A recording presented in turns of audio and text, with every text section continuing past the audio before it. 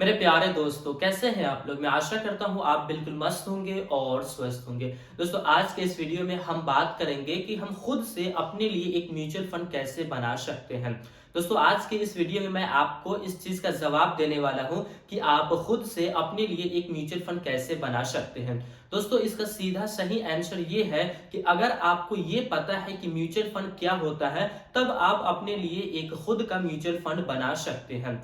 काफ़ी सारे लोगों को ये चीज़ पता होगा कि म्यूचुअल फंड क्या होते हैं, लेकिन काफ़ी सारे ऐसे लोग होंगे जिनको ये चीज़ पता ही नहीं होगा कि म्यूचुअल फंड क्या होते हैं। तो उनको मैं ये बता दूँ कि म्यूचुअल फंड एक इन्वेस्टमेंट करने का ज़रिया है, जहाँ पे आप अपने पैसे को इन्वेस्टमेंट करते हैं और वहाँ पे एक फंड मैनेजर बैठा रहता है जो ये सोच समझ करके आपके पैसे को अलग-अलग जगहों में, अलग-अलग जगहों के कंपनी में आपके पैसे को इन्वेस्टमेंट कर देता है।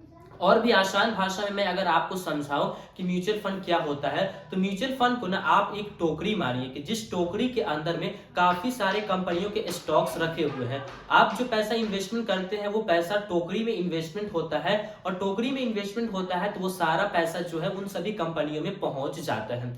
जब आपको ये पता चल चुका है कि हम जो भी पैसा इन्वेस्टमेंट करते हैं वो सारा पैसा तो किसी न किसी कंपनी में इन्वेस्टमेंट हो ही रहा है, और किसी भी कंपनी में इन्वेस्टमेंट करने का तरीका ये है कि आपको उस कंपनी के शेयर्स को खरीदना पड़ेगा। उस कंपनी के शेयर्स को खरीदते हैं तो वो पैसा जो है वो शेयर मार्केट में चला जाता है, मतलब आपका पैसा इन्वेस्टमेंट हो जाता है। और ये भी बात सही है कि आप जो भी पैसा शेयर मार्केट में इन्वेस्टमेंट करते हैं वो पैसा कंपनी के पास नहीं पहुंचता है, बल्कि वो पैसा मार्केट में ही घूमता रहता है। जैसे जैसे कंपनी का मार्केट वैल्यू बढ़ता है वैसे वैसे उस कंपनी के शेयर प्राइस बढ़ते हैं। अब यहां तक आपको क्लियर है कि म्यूचुअल फंड क्या होता है। अगर आपको ये पता है कि म्यूचुअल फंड क्या होते हैं तो आप म्यूचुअल फंड खुद से बना सकते हैं। पहला चीज हो गया म्यूचुअल फंड को पता करना, और दूसरा चीज होता है कि अगर आपको खुद से म्यूचुअल फंड को बनाना है तो आपको अच्छे स्टॉक्स पिक करने पड़ेंगे, जो कि वहां पे म्यूचुअल फंड में आपको फंड मैनेजर चुन कर देते हैं। लेकिन अगर आप खुद से म्यूचुअल फंड बनाने का सोच रहे हैं तो आपको खुद से बेस्ट स्टॉक्स, बेस्ट शेयर्स जो है वो आपको चुनना पड़ेगा। तो अब आप कैसे अपने लिए एक बेस्ट स्टॉक्स को चुन सकते हैं, तो इसका भी सिंपल सा एक रूल है कि आप उस कंपनी के स्टॉक्स को चुने जिस कंपनी का प्रोडक्ट आप यूज करते हैं। जिस कंपनी का प्रोडक्ट आप आज के वक्त में यूज कर रहे हैं, या फिर आप फ्यूचर में उस कंपनी के स्टॉक्स को, यानी कि उस कंपनी के बनाए हुए प्रोडक्ट को अगर आप यूज करने वाले हैं, तो उस कंपनी के शेयर को, स्टॉक्स को आप चुन लीजिए और उसमें अपने पैसे को इन्वेस्टमेंट कर दीजिए। ये होता है एक सही तरीका हमें अपने स्टॉक्स को चुनने का।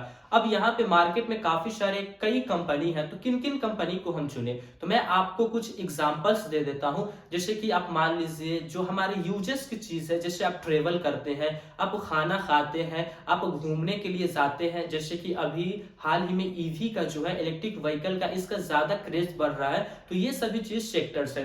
तो चलिए मैं आपको कुछ ऐसे ऐसे चीज बता देता हूँ, ऐसे ऐसे कंपनियों का नाम बता देता हूँ जिसमें आपको स्टॉक्स, अच्छा स्टॉक्स चुनने में काफी आपको मदद वहां से मिल सकती है। पहला आता है ट्रेवल। ट्रेवल में अगर हम देखा जाए तो इंडियन रेलवेज के अंदर में आपको काफी सारे कंपनियों के स्टॉक्स जो है मिल जाते हैं, क्योंकि इंडियन रेलवेज जो है वो हम हमेशा उसका यूज करते हैं ट्रेवल करने के लिए। यहाँ से वहां जाने के लिए हम इंडियन रेलवेज का काफी ज्यादा जो है वो यूज करते हैं। तो ऐसे में कई सारे कंपनियां जो है वो सामने निकल कर आती है। इंडियन रेलवेज के अंदर से आपको IRCTC भी देखने को मिल जाएगा, IRFC भी देखने को मिल जाएगा, RVNL भी देखने को मिल जाएगा, यानी कि कई सारे कंपनी है। तो इस कंपनी के स्टॉक्स को आप पिक कर सकते हैं। उसके बाद आता है इंडियन ऑयल। आप तो गाड़ी का तो यूज करते ही होंगे, बाइक चलाते होंगे, कार चलाते होंगे, चाहे आप किसी भी गाड़ी का यूज करते हैं, उसके अंदर पेट्रोल डीजल तो आपको भरवाना पड़ता ही है। तो यहाँ पे भी आपको एक अच्छा प्लस पॉइंट मिल जाता है कि हम इस चीज को यूज कर रहे हैं, पेट्रोल डीजल को भरवा रहे हैं, तो वो हमारा जो पैसा है वो इंडियन ऑयल के पास पहुंच रहा है, तो वो जो उसका प्राइस जो है उस शेयर्स का, वो हमें प्रॉफिट वहां पे देखने को मिल जाएगा। तो ये एक हो गया। फिर उसके बाद आता है इलेक्ट्रिक व्हीकल। इलेक्ट्रिक व्हीकल को आप देखेंगे तो टाटा ने अपना ये स्टेटमेंट दिया है, महिंद्रा ने ये स्टेटमेंट दिया है कि साल 2030 तक हमारी जितनी भी गाड़ी होंगी उसमें से 50% जो भी गाड़ियां होंगी वो सभी इलेक्ट्रिक हो जाएंगी। तो आप टाटा मोटर्स में अपने पैसे को इन्वेस्टमेंट कर सकते हैं, महिंद्रा एंड महिंद्रा में अपने पैसे को इन्वेस्टमेंट कर सकते हैं। फिर एक आता है ओलेक्ट्रा ग्रीन टेक, जो कि एक इलेक्ट्रिक बस बनाने की कंपनी है, उसमें भी आप अपने पैसे को जो है वो इन्वेस्टमेंट कर सकते हैं। फिर उसके बाद आता है बैंक। आप देखिए, आप पैसा ट्रांसफर तो करते ही है, अब जहां भी जाइए फोन पे निकालते हैं, वहां पे पैसा ट्रांसफर कर देते हैं, फोन पे, गूगल पे, पेटीएम, कहीं से कहीं ना तो आप अपने पैसे को तो ट्रांसफर करते ही हैं। तो ट्रांजेक्शन हो कैसे पा रही है, तो वो बैंक की मदद से हो पा रही है। तो आप अपने पैसे को बैंक में इन्वेस्टमेंट कर सकते हैं, जैसे कि काफी पॉपुलर बैंक है HDFC bank, ICICI bank, SBI bank. एक तो ट्रांजेक्शन तो हो ही रहा है, लेकिन ये बैंक जो है इसका ज्यादा प्रॉफिट होता है लोन बांटकर। तो ये कंपनी जो है एचडीएफसी बैंक हो गया, आईसीआईसीआई बैंक हो गया, एक्सिस बैंक हो गया, ये सभी बैंक जो है वो लोन देने के लिए काफी पॉपुलर है, क्रेडिट कार्ड देने के लिए ये सभी जो बैंक है वो काफी पॉपुलर है। तो आप ना इस कंपनी के शेयर्स को खरीद लेंगे, इस बैंक के शेयर्स को खरीदेंगे, तो आपको काफी अच्छा रिटर्न जो है वो फ्यूचर में देखने को मिलेगा। उसके बाद हम बात कर लेते हैं फूड की। आप ना देखते होंगे जोमेटो का ऐड आपको काफी ज्यादा दिखाया जा रहा है। जब ऐड इतना दिखाया जा रहा है तो काफी ज्यादा लोग उसको पसंद कर रहे हैं। आप पिज्जा ऑर्डर कर सकते हैं, वो किससे करते हैं, आप जोमेटो से करते हैं। फिर दूसरा है डोमिनोज, तो इसको भी आप, इस कंपनी के शेयर्स को भी आप खरीद सकते हैं। फिर उसके बाद हम बात करते हैं डेली यूज के सामान को, कि आप सुबह से लेकर के शाम तक आप ना अपना एक नोट बनाइए कि हम डेली में किन किन चीजों को यूज करते हैं। आप नहाने जाते हैं तो आप साबुन का यूज करते हैं, शैम्पू का यूज करते हैं, सर्फ का यूज करते हैं, काफी सारे ऐसे चीज है, ऑयल आप यूज करते हैं, बाल में लगाने वाले ऑयल, हेयर ऑयल, हर तरह की आप चीज को, प्रोडक्ट को यूज करते हैं। तो आप देखिए वो सभी को बना कौन रहा है, तो सबसे ज्यादा जो इन सभी चीज का मैन्युफैक्चरिंग जो करता है वो है हिंदुस्तान यूनिलीवर। तो अब हिंदुस्तान यूनिलीवर का भी स्टॉक्स आप खरीद लीजिए, ये भी आपके लिए एक अच्छा स्टॉक हो सकता है। फिर उसके बाद हम बात करते हैं इलेक्ट्रिक मैन्युफैक्चरिंग की। काफी ज्यादा पैसा हमारी गवर्नमेंट जो है वो इलेक्ट्रिक मैन्युफैक्चरिंग के ऊपर खर्च करने वाली है। अब तक की अगर हम बात करें साल 2023 तक, तो हमारा गवर्नमेंट सरकार 8 लाख करोड़ रुपए इलेक्ट्रिक मैन्युफैक्चरिंग के ऊपर खर्च करती थी, लेकिन अब ने उसने ये ऐलान किया है कि इस इन्वेस्टमेंट को हम बढ़ाने वाले हैं, और साल 2026 तक इस इन्वेस्टमेंट को बढ़ा करके 8 लाख करोड़ को बढ़ा करके 24 लाख करोड़ रुपए कर दिए जाएंगे। अब आप सोचिए कि जब हमारा गवर्नमेंट सरकार इतने पैसे को इन्वेस्टमेंट कर रहा है, तो जानता है कि फ्यूचर में जो वक्त जो आने वाला है वो इलेक्ट्रिक का ही वक्त आने वाला है, जिस वजह से वो अपने पैसे को इन्वेस्टमेंट कर रहा है। तो यहाँ पे आपको 3 ऐसी टॉप कंपनीज जो है जो इलेक्ट्रिक मैन्युफैक्चरिंग करती है वो आपको देखने को मिल जाएगी। पहले नंबर पे आता है भारत इलेक्ट्रॉनिक्स। भारत इलेक्ट्रॉनिक्स जो है वो हमारे इंडियन आर्मी के लिए काफी अच्छे अच्छे चीजों को बना करके देती है, जैसे कि लड़ाकू विमान हो गए, उसके अंदर लगने वाले रडार हो गए, उसके अंदर लगने वाले वायर हो गए, फ्यूज हो गए, यानी कि इलेक्ट्रिक के सामान जो भी है वो हमारा भारत इलेक्ट्रॉनिक्स ही बना करके हमारे इंडियन आर्मी को देता है, और अलग अलग देश विदेश में भी ये प्रोडक्ट को बना करके सेल करता है। उसके बाद दूसरे नंबर पे आता है हनीवेल ऑटोमेशन। अब ये क्या है, तो इस कंपनी का काम है ऑटोमेटिक सिस्टम को बनाना। अब फोन यूज करते हैं तो आप देखते हैं कि इसमें काफी सारे ऐसे सिस्टम है जो सभी ऑटोमेटिक है। अब कार, जो ईवी कार आ रही है, उसमें आप देखते हैं कि बिना ड्राइवर के कार चल पाता है, गियर हमें लगाना नहीं पड़ता है, खुद से गियर जो है वो कन्वर्ट हो जाती है। ये सभी क्या हो रही है, एक ऑटोमेटिक सिस्टम के तहत हो रहा है। तो ये सिस्टम जो बनाता है वो एक हनीवेल कंपनी है, जो कि इन तरह की ऐसी कंपनी को वो बनाता है। फिर उसके बाद आता है डेक्सन टेक।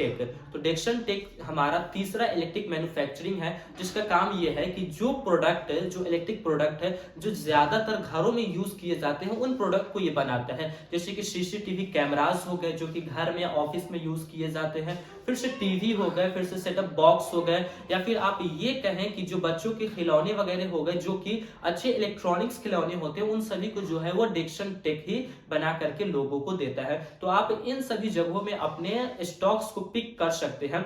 अब देखिए, दूसरा काम तो आपका था स्टॉक्स को पिक करना, और मैंने काफी सारे स्टॉक्स के नाम भी आपको बता दिए हैं जिससे आप पिक कर सकते हैं। अब आपको स्टॉक को पिक करने के बाद आपको करना यह है कि आपको उन सभी स्टॉक्स के अंदर में आपको अपनी एसआईपी को शुरू कर देनी है।